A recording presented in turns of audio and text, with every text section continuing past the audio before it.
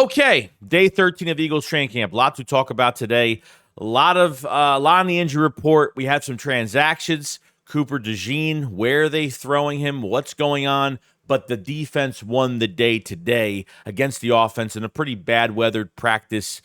So let's get straight into all the do's. A killer buried, but not dead. Darren, we better turn around. Because I've seen enough horror movies to know any weirdo wearing a mask is never friendly. Yeah, what is going on, guys? I hope everyone's having a fantastic weekend. Hope everyone's enjoying themselves. And yes, we're going to be talking about the other day of Eagles training camp. I wasn't able to do a live stream the other day, so decided to just go over a few things, nothing crazy. I don't want to go over every little thing that, I want to go over the most important things that we're really looking forward to since we're really deep in the training camp right now. This is the last week. I mean, that's it. You have a preseason game this week, and then we're counting days until the regular season. Hopefully by this game this week, we'll be able to find out who's dressed, who's not dressed for the game, and who's really a lock going forward at some of these positions. So should be great. Now, the transactions for the Philadelphia Eagles. Now, we know the Eagles did sign a tackle, Gadieb Aiz. I can't say his name right, but they did have him during OTAs, and then they cut him, and then they just brought him back because some of the guys on IR and stuff, they're bringing in more depth at the tackle spot, especially on the offensive line. Most likely probably just a guy they're bringing in just for the week, and probably won't even have a practice squad spot at this point. Cornerback Tyler Hall placed an IR. So, I mean, Tyler Hall has been pretty much disappearing this whole entire offseason program. I had a lot of high hopes for him to make some noise, but just couldn't stay healthy. I really didn't hear much from him. This is a hybrid guy that could play nickel corner and safety, but haven't really seen him make any plays. Maybe he was dealing with an injury the entire time that he was here.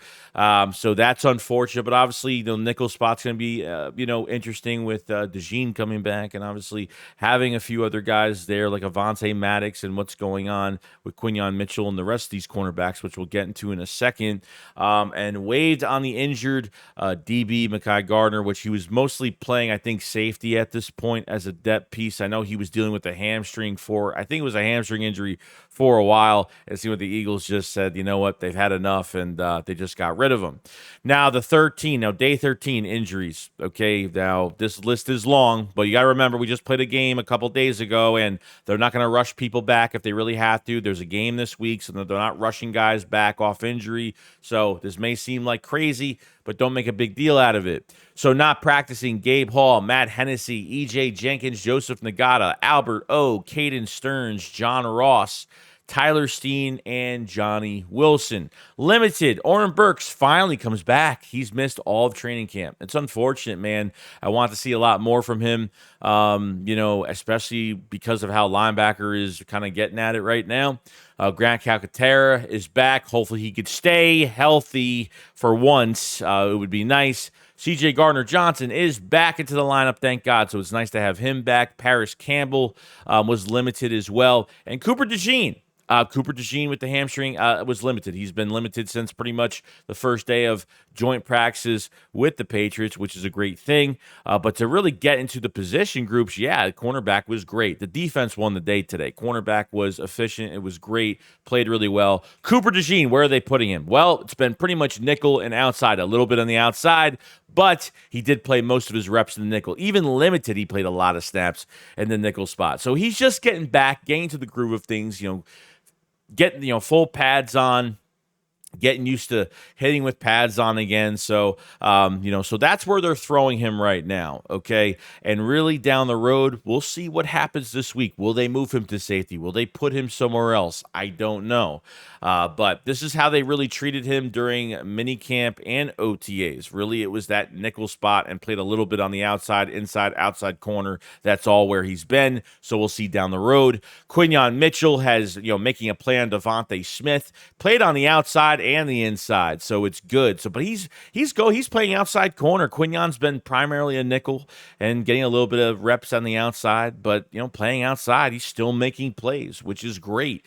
Hopefully this won't turn into a Landon Dickerson situation where they throw him at nickel and they just want to keep him there. Hopefully they, because he's a first-round pick. And by the 25 season next year, you want to see Quinyon Mitchell really be that number one guy for the Philadelphia Eagles. And talk about, Keely Ringo. Devontae Smith had a press conference and talked about, well, there's a certain route that I usually run that I usually beat Ringo on every time. And it looks like Ringo stopped me on a play today. So he had a couple good deflections today. His coverage has been absolutely amazing. And I'm telling you, Keely Ringo should be the number 2 corner for this team. I think he has just shown more at this point against opponents than Isaiah Rodgers has. And obviously, Keely Ringo is more of a future piece than I think Isaiah Rodgers is, because if Isaiah Rodgers, I guess, starts and has a great year, what are you paying a guy that has one good year playing cornerback for the Eagles? I don't know. You want to keep your youth here. Isaiah Rodgers is a veteran player that's 3 years in the league, missed last year unfortunately, but I'd like to see that Keely Ringo is catching up to a lot of these corners right now. But the more that you can move hybrid guys inside outside is always a great thing, and I think you're pretty much set at corner right now. It really just depends now who is the cornerback to Quinyon Mitchell and Keely Ringo making multiple plays today, which is a great thing. So I'd like to see that combination. Now, linebackers, you start out with Nakobe Dean and Devin White. Now, interesting enough with the linebacker position. Now, we've kind of seen a little bit of I've seen Nakobe Dean is showing a little bit more, talked about his health, actually talked about that he's never felt better, with his health going into the season. So, he had a late injury, an injury. He was on IR twice last year, was hurt in the offseason last year. And, his availability was really in question. But today, he blown up Will Shipley on a short pass play, got to him on a nice angle and blew him up. I think there was almost a fight at one point during this practice today, but Nakobe Dean flying to the football. And, it's really about instinct, getting to your spot, making those tackles. We talk about, Jeremiah Trotter Jr. and the whiff tackles he had, but has a nose for the football. I think Nakobe Dean has been doing good the last week. He's actually been rising a little bit more and more as the days went on. There is nothing more, to be honest with you, in secret, I really want Nakobe Dean to start next to Devin White this season. I really do. I really want him to show. Sirianni did say today that he really liked what he saw from Nakobe Dean in the playoff game, and I think what we all did. So I thought he did well, and Nakobe Dean had an excellent day today. Defensive line-wise, I think this was really interesting. Now, to hear more from some of the guys that we've been seeing, okay? The edge has been one of the most downgraded positions. I mean, they've gotten guys this offseason. Bryce Huff did really well on the edge today. There was even news from Pacheco today that was at the practice and talked about Bryce Huff on some of the details here. So another strong practice for Eagles. Bryce Huff, who has really showcased his skill set the past 5 days, starting with joint practice. So facing other opponents has really helped instead of facing your own team. Some players just thrive off of facing different opponents because these opponents don't know each other, specifically the players and how they play, so it's nice facing other guys in other jerseys. But Bryce Huff has shown really good in pass coverage, but his edge is really good. I mean, he's gotten after the quarterback. He has been getting sacks. He had a couple sacks today, did fantastic, getting pressure on Jalen Hurts and the second-string quarterback, which was still Kenny Pickett. We'll talk about that later. But Bryce Huff really turned out really well.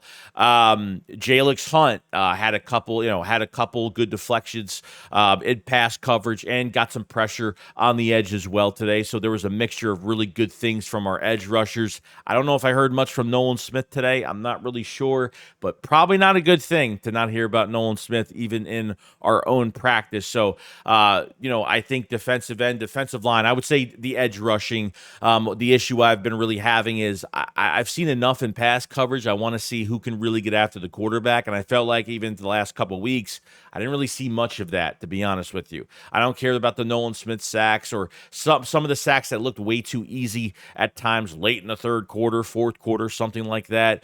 But I think we're seeing a lot from those two guys right now. Jalix Hunt definitely the guy can move in open space so well, can catch up to running backs, can cover tight ends, could do almost anything.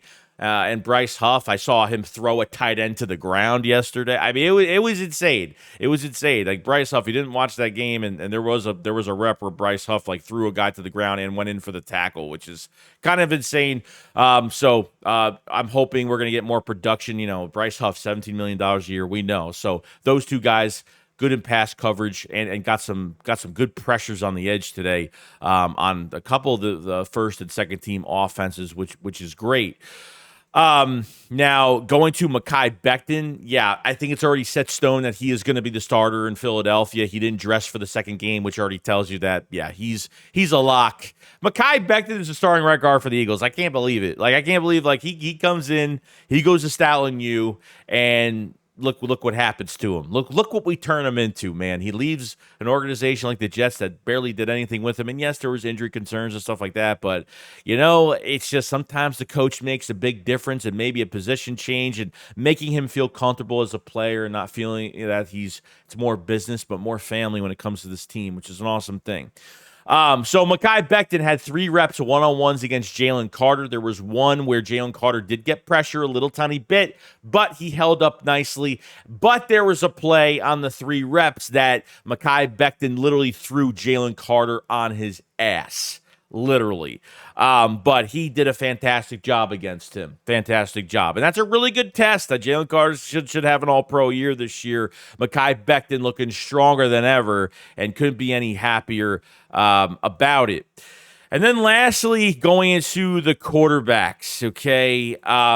Now, from a few things, I totally forgot. Jalen Hurts, so obviously there was a few right there. So there was a pass to Devontae Smith. I think Quinyon Mitchell had a deflection, one to Dallas Goedert, and a nice stop by Reed Blankenship on a deflection.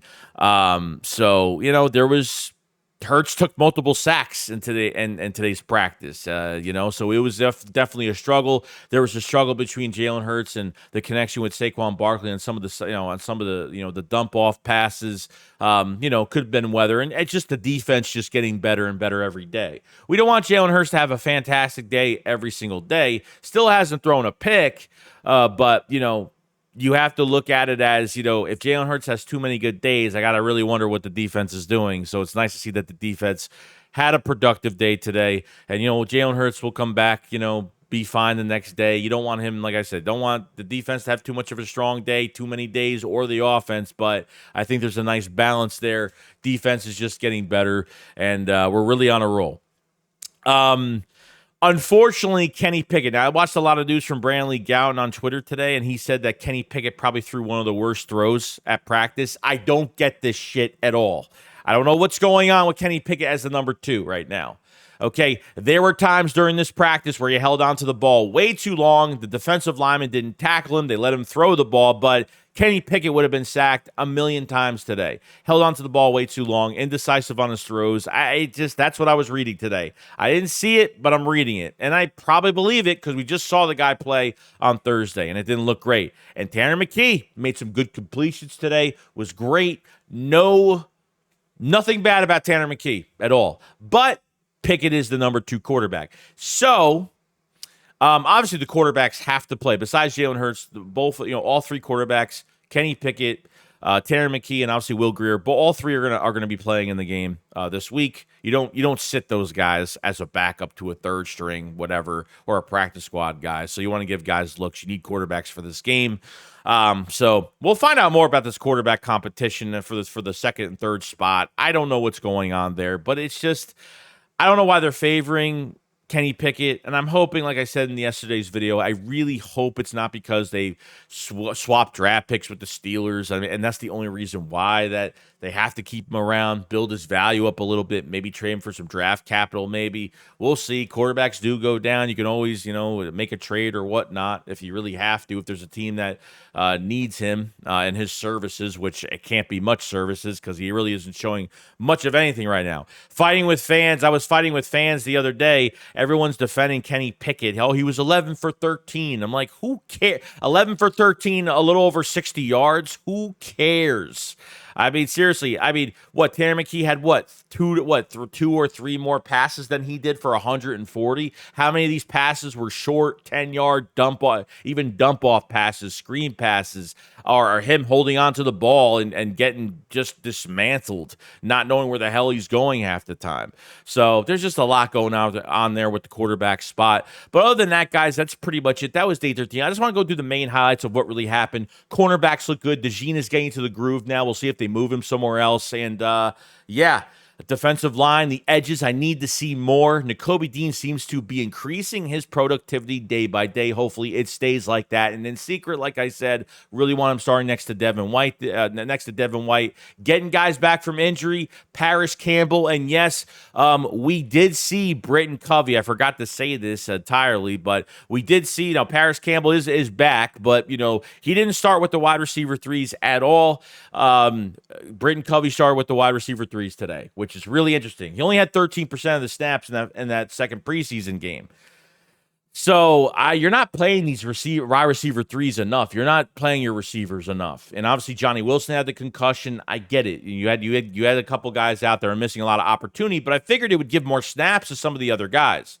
Paris Campbell obviously still did, it just came back, so you can't really make a big deal about that. But missing time doesn't help his case, and for us to be comfortable for him as the wide receiver 3 this year. So hopefully see more of that of these wide receivers, and hopefully they play Paris Campbell this week. Hopefully Britton Covey gets a lot of reps this week. If Britton Covey is if Britton Covey's not even dressed, then I guess he's a starter. If he's not dressed, I'm guessing, he's starting. I don't know. I have no idea.